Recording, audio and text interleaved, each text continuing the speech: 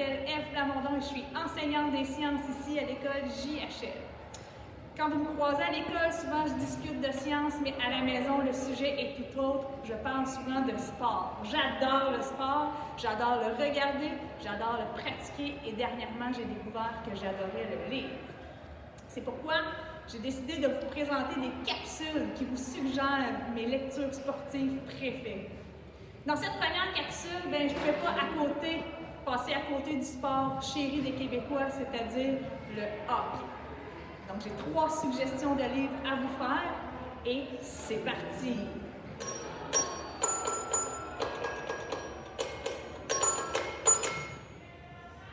Les 2 premières lectures que j'ai à vous proposer pour vous, les fanatiques de hockey, ce sont les livres de la collection Raconte-moi. Un sur Carey Price et l'autre sur Marie-Philippe Poulin, 2 des grands joueurs canadiens de hockey. Le premier livre que je vais vous présenter, c'est celui sur Carey Price, où est-ce qu'on raconte son histoire de sa jeunesse jusqu'à sa carrière pro.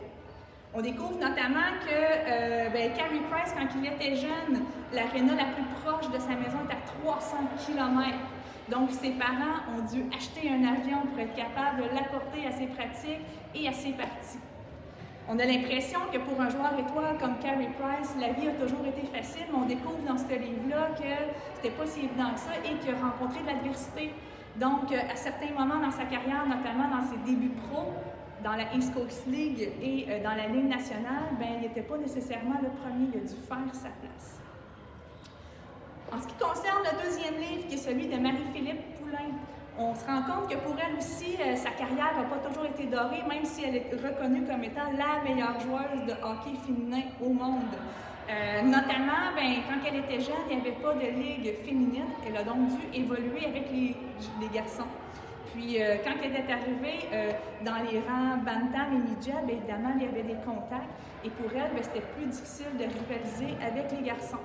Elle a donc dû, à ce moment-là, délaisser ces ligues-là pour se tourner vers le hockey féminin. Et ce qui est bien, par contre, c'est que le hockey féminin lui a permis de vivre son rêve olympique. Et dans ce livre-là, ce qui est hyper intéressant, c'est qu'on raconte 2 parties importantes qu'elle a jouées dans les Jeux olympiques, qui sont les 2 finales qui l'ont menée à la médaille d'or. Donc, si vous voulez avoir des frissons, je vous conseille fortement de lire le livre de Marie-Philippe Poulin. On y raconte en détail les 2 finales qui ont mené à la médaille d'or pour l'équipe olympique féminine.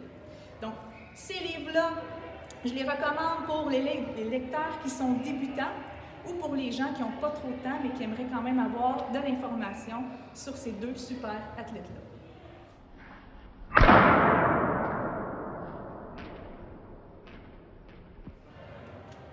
Troisième lecture que j'ai à vous proposer pour vous, les adeptes de hockey, c'est la biographie de Steve Bégin. Peut-être que ce nom de joueur-là évoque pas grand-chose pour vous parce que vous étiez peut-être pas né ou plutôt très jeune lorsqu'il a évolué dans la Ligue nationale de hockey. Mais je vous conseille quand même d'aller lire sa biographie parce que c'est un joueur qui a eu une carrière impressionnante aussi. C'est sûr que Steve Bégin, c'était pas un joueur de la trempe de Connor McDavid ou Sidney Crosby. C'était pas une star, c'était pas une grande étoile, c'était plus un joueur de 4e trio. Mais justement, il a fallu qu'il bûche toute sa vie pour être capable de se rendre jusqu'à la Ligue nationale. Et dans ce livre-là, on raconte justement toutes les étapes qu'il a dû franchir pour se rendre jusque-là. Donc, des mineurs jusqu'à la Ligue junior majeure, jusqu'à la East Coast League et finalement pour être repêché par les Flames de Calgary pour jouer dans la Ligue nationale de hockey. Ce qui est d'autant plus intéressant, c'est qu'on découvre qu'il est issu d'un milieu défavorisé. Il a été élevé seulement par son papa qui n'avait pas beaucoup de sous. Et malgré tout ça, et malgré le fait qu'il n'était pas le plus talentueux, sa persévérance et sa âme et son travail acharné a fait en sorte qu'il était capable de se rendre jusqu'à la Ligue nationale.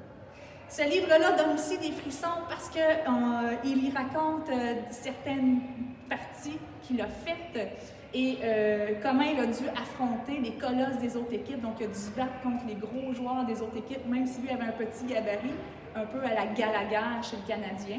Puis, c'est comme ça qu'il a réussi à faire sa place. Finalement, c'est un livre intéressant puisqu'on parle aussi de son après-carrière, où est-ce qu'il a décidé d'aller compléter son secondaire 5, même rendu à l'âge adulte et même après avoir fait carrière dans la Ligue nationale de hockey. Donc, je recommande ce livre-là pour les lecteurs qui sont un peu plus habitués et pour les gens qui veulent avoir une vue du processus qui permet à un joueur de se rendre jusqu'à la Ligue nationale. Bonne lecture!